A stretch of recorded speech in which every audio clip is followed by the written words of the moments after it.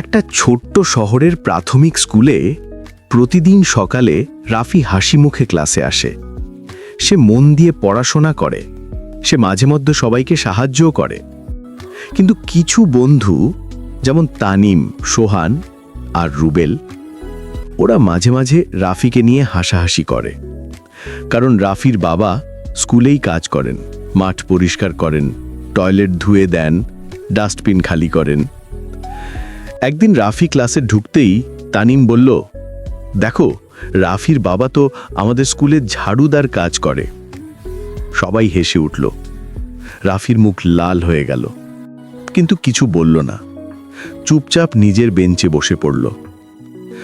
সন্ধ্যায় বাসায় ফিরে রাফি তার বাবাকে জিজ্ঞেস করল, বাবা, সবাই তোমার কাজ নিয়ে হাসে কেন?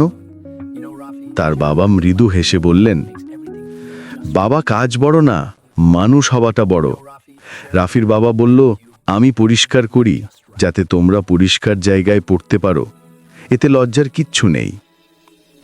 রাফি বাবার কথা শুনে চুপ হয়ে গেল, কিন্তু মনে মনে ঠিক করল সে কিছু একটা করবে যাতে সবাই বুঝে আমার বাবার কাজ আসলে কত গুরুত্বপূর্ণ।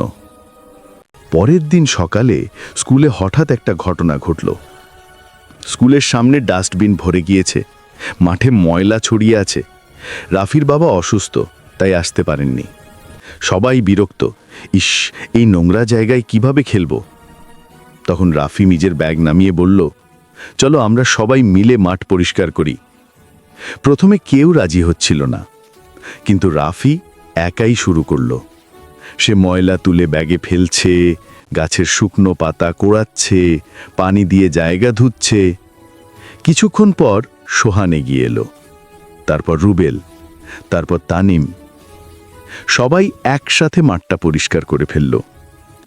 মিস সুলতানা এসে বললেন, তোমরা সবাই আজ একটা দারুণ কাজ করেছ। যে কাজই হোক, পরিশ্রম কখনো ছোট নয়।